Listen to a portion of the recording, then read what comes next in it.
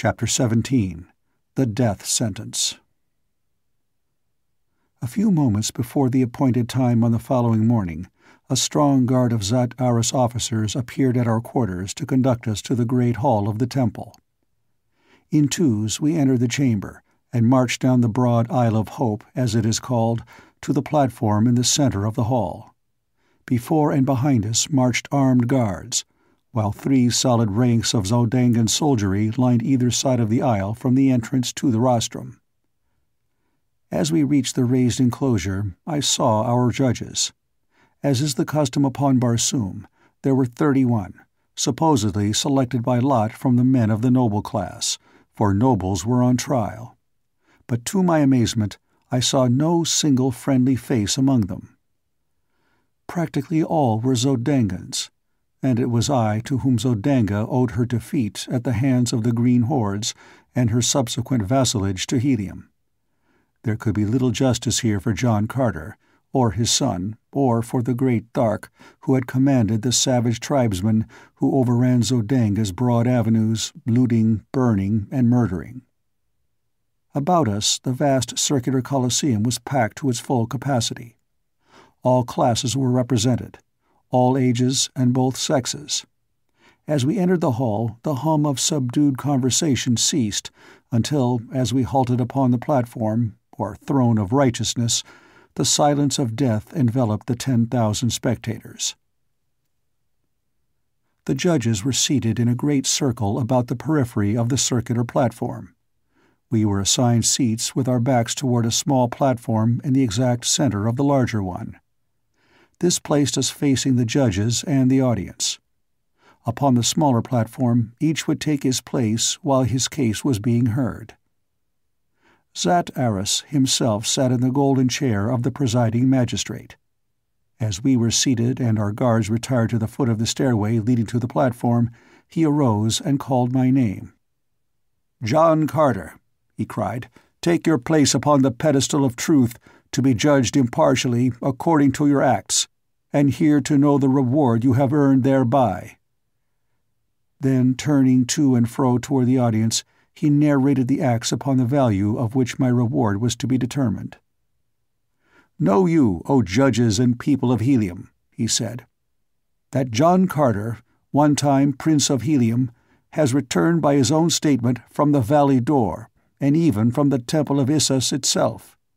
That in the presence of many men of Helium he has blasphemed against the sacred Iss, and against the Valley Dor and the lost sea of Chorus, and the holy Therns themselves, and even against Issus, goddess of death and of life eternal.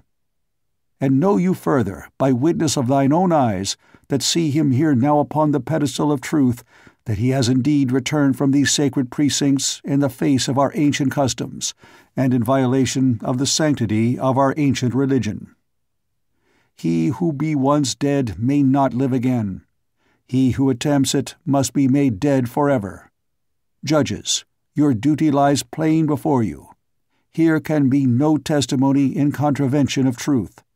What reward shall be meted to John Carter in the accordance with the acts he has committed?"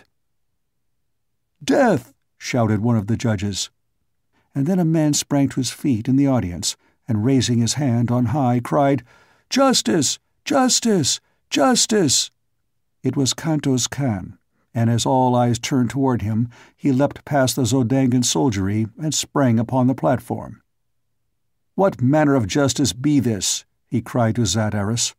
"The defendant has not been heard, nor has he had an opportunity to call others in his behalf.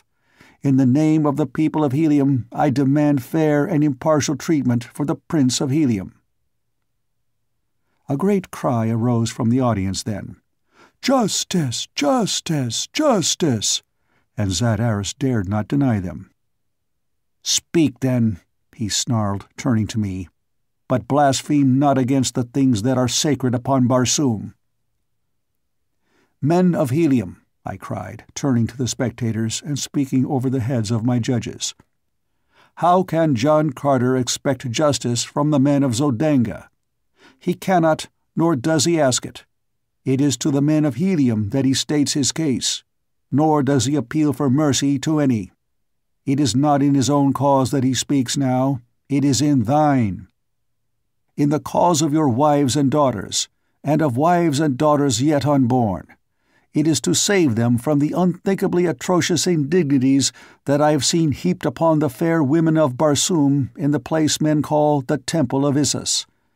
It is to save them from the sucking embrace of the plant men, from the fangs of the great white apes of Dor, from the cruel lust of the holy Therns, from all that the cold, dead Iss carries them to from homes of love and life and happiness. Sits there no man here who does not know the history of John Carter, how he came among you from another world, and rose from a prisoner among the green men through torture and persecution to a place high among the highest of Barsoom. Nor ever did you know John Carter to lie in his own behalf, or to say aught that might harm the people of Barsoom, or to speak lightly of the strange religion which he respected without understanding. There be no man here or elsewhere upon Barsoom today who does not owe his life directly to a single act of mine, in which I sacrificed myself and the happiness of my princess that you might live. And so, men of Helium, I think that I have the right to demand that I be heard, that I be believed, and that you let me serve you and save you from the false hereafter of Dor and Issus, as I saved you from the real death that other day. It is to you of Helium that I speak now. When I am done, let the men of Zodanga have their will with me. Zat Aris has taken my sword from me, so the men of Zodanga no longer fear me. Will you listen?" "Speak, John Carter, Prince of Helium," cried a great noble from the audience, and the multitude echoed his permission, until the building rocked with the noise of their demonstration. Zat Aris knew better than to interfere with such a sentiment as was expressed that day in the Temple of Reward, and so for 2 hours I talked with the people of Helium. But when I had finished, Zat Aris arose and, turning to the judges, said in a low tone, "My nobles, you have heard John Carter's plea. Every opportunity has been given him to prove his innocence, if he be not guilty. But instead, he has but utilized the time in further blasphemy. What, gentlemen, is your verdict?" "Death to the blasphemer!" cried one, springing to his feet, and in an instant the entire 31 judges were on their feet with upraised swords in token of the unanimity of their verdict. If the people did not hear Zat Aris' charge, they certainly did hear the verdict of the tribunal. A sullen murmur rose louder and louder about the packed Colosseum. And then Kantos Kan, who had not left the platform since first he had taken his place near me, raised his hand for silence. When he could be heard, he spoke to the people in a cool and level voice. "You have heard the fate that the men of Zodanga would meet to Helium's noblest hero. It may be the duty of the men of Helium to accept the verdict as final. Let each man act according to his own heart. Here is the answer of Kantos Kan, head of the Navy of Helium, to Zat Aris and his judges." And with that he unbuckled his scabbard and threw his sword at my feet. In an instant, soldiers and citizens, officers and nobles were crowding past the soldiers of Zodanga and forcing their way to the throne of righteousness. 100 men surged upon the platform, and 100 blades rattled and clanked to the floor at my feet. Zat Aris and his officers were furious, but they were helpless. One by one I raised the swords to my lips and buckled them again upon their owners. "Come," said Kantos Kan, "we will escort John Carter and his party to his own palace." And they formed about us and started toward the stairs leading to the Isle of Hope. "Stop!" cried Zat Aris. "Soldiers of Helium, let no prisoners leave the throne of righteousness." The soldiery from Zodanga were the only organized body of Heliometic troops within the temple, so Zat Aris was confident that his orders would be obeyed, but I do not think that he looked for the opposition that was raised the moment the soldiers advanced toward the throne. From every quarter of the Colosseum swords flashed and men rushed threatening upon the Zodangans. Someone raised a cry. "Tardos Mors is dead! 1,000 years to John Carter, Jeddak of Helium." As I heard that and saw the ugly attitude of the men of Helium toward the soldiers of Zat Aris, I knew that only a miracle could avert a clash that would end in civil war. "Hold!" I cried, leaping to the pedestal of truth once more. "Let no man move till I am done. A single sword thrust here today may plunge Helium into a bitter and bloody war, the results of which none can foresee. It will turn brother against brother and father against son. No man's life is worth that sacrifice. Rather would I submit to the biased judgment of Zat Aris than be the cause of civil strife in Helium. Let us each give in a point to the other, and let this entire matter rest until Tardos Mors returns, or Mors Kajak his son.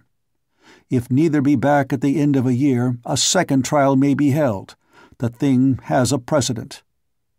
And then, turning to Zat Aris, I said in a low voice, "Unless you be a bigger fool than I take you to be, you will grasp the chance I am offering you ere it is too late.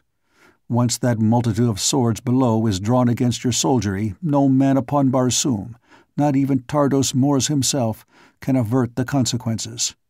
What say you? Speak quickly." The jet of Zodangan helium raised his voice to the angry sea beneath us. "Stay your hands, men of helium!" he shouted, his voice trembling with rage. "The sentence of the court is passed, but the day of retribution has not been set. I, Zat Aris, Jed of Zodanga, appreciating the royal connections of the prisoner and his past services to Helium and Barsoom, grant a respite of 1 year, or until the return of Mors Kajak or Tardos Mors to Helium. Disperse quietly to your houses. Go." No one moved. Instead, they stood in tense silence, with their faces fastened upon me, as though waiting for a signal to attack. "Clear the temple," commanded Zat Aris in a low tone to one of his officers. Fearing the result of an attempt to carry out this order by force, I stepped to the edge of the platform and, pointing toward the main entrance, bid them pass out. As one man, they turned at my request and filed, silent and threatening, past the soldiers of Zat Aris, Jed of Zodanga, who stood scowling in impotent rage. Kantos Kan, with the others who had sworn allegiance to me, still stood upon the throne of righteousness with me. "Come," said Kantos Kan to me, "we will escort you to your palace, my prince. Come, Carthoris and Zodar, come, Tars Tarkas."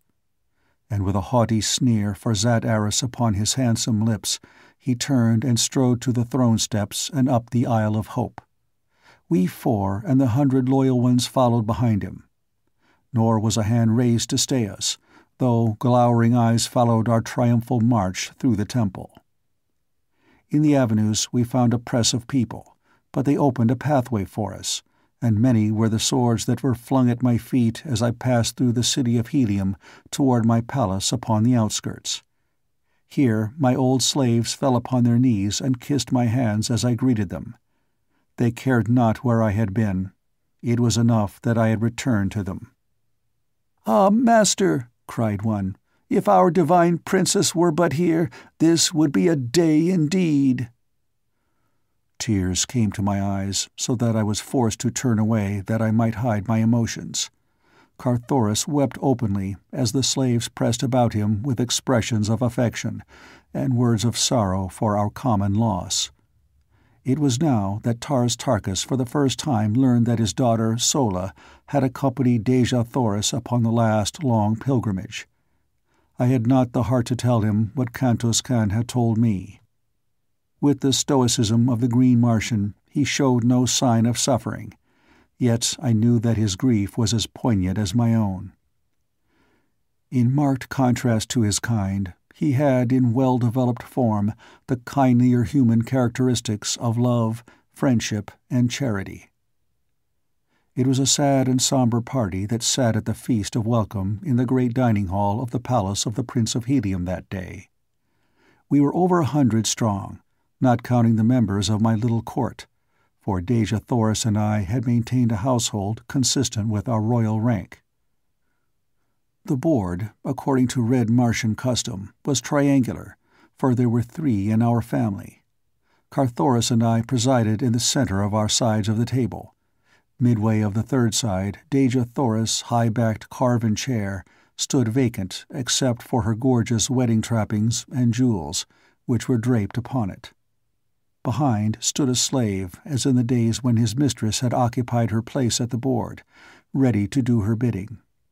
It was the way upon Barsoom, so I endured the anguish of it, though it wrung my heart to see that silent chair, where should have been my laughing and vivacious princess, keeping the great hall ringing with her merry gaiety.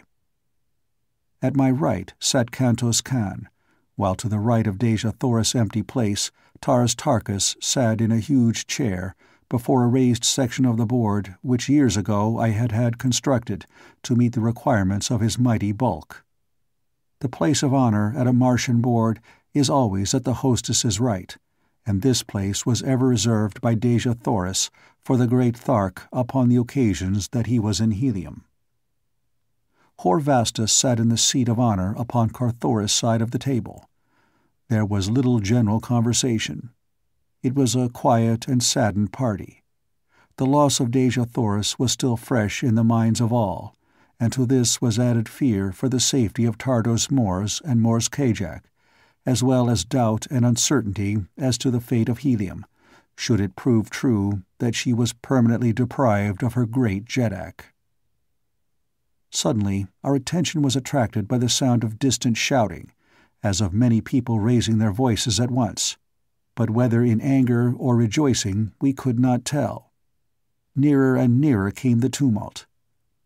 A slave rushed into the dining hall to cry that a great concourse of people was swarming through the palace gates. A second burst upon the heels of the first, alternately laughing and shrieking as a madman. "Dejah Thoris is found!" he cried. "A messenger from Dejah Thoris!" I waited to hear no more. The great windows of the dining hall overlooked the avenue leading to the main gates. They were upon the opposite side of the hall from me, in the table intervening. I did not waste time encircling the great board. With a single leap, I cleared table and diners and sprang upon the balcony beyond. 30 feet below lay the scarlet sward of the lawn, and beyond were many people crowding about a great throat, which bore a rider headed toward the palace. I vaulted to the ground below and ran swiftly toward the advancing party. As I came near to them, I saw that the figure on the thoat was Sola. "Where is the Princess of Helium?" I cried. The green girl slid from her mighty mount and ran toward me. "Oh, my prince, she cried. "She is gone forever. Even now she may be a captive upon the lesser moon. The black pirates of Barsoom have stolen her." End of chapter 17.